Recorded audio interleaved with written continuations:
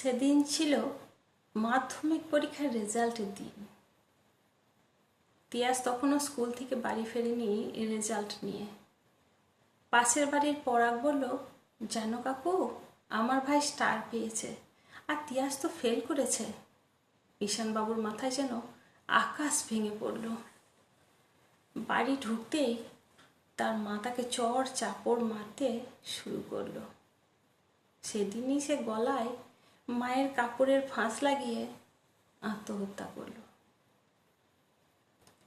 তারও 11টা বছর পর পিয়াস যেদিন মাধ্যমিকে অনুত্তীর্ণ হয়ে হতাশ হয়ে বাড়ি ফিরল, মা শুনে বলল, ভালো করে পড়ো এবার থেকে।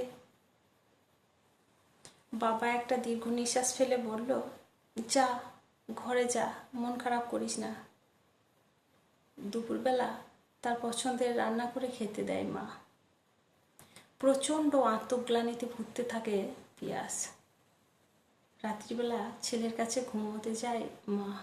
একা থাকলে মন খারাপ বেশি হবে।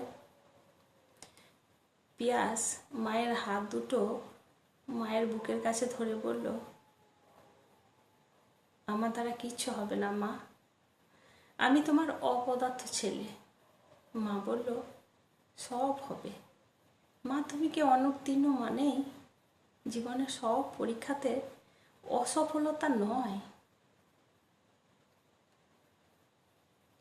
এবার থেকে ভালো করে পড়াশোনা করো, তোমাকে শুধু চেষ্টা করতে হবে। মায়ের কোলে মাথা রেখে পিয়াস বলেছিল, নিশ্চয় চেষ্টা করব মা, নিশ্চয় চেষ্টা করব এবার থেকে। তারপর থেকে পিয়াস সত্যিই চেষ্টা করেছিল, কারণ তার মা সেই ভুলের আর পুনরাবৃত্তি করেনি। আজ সে একজন উচ্চপদস্থ অফিসার। তার থেকেও বড় কথা হলো, পিয়াস একজন খুব ভালো মনের মানুষ। সব সময় গরিব অসহায়দের পাশে থাকে সে ভগবানের মতো। যারা ধাক্কা পেয়ে ভেঙে পড়ে তাদেরকে প্রেরণা দেয়, নতুনভাবে বাঁচতে শিখতে উদ্বুদ্ধ করে। কারণ সে তার জীবনের অভিজ্ঞতা থেকে শিক্ষা পেয়েছে, পড়ে গেলে উঠে দাঁড়াতে হয়, অসফলদের প্রেরণা হয়ে পাশে দাঁড়াতে হয়। যখন আপনজনদের ব্যবহার বুঝিয়ে দেয় সত্যিই সে হেরে গেছে, তখন তার জীবন থেকে সমস্ত মায়া চলে যায়।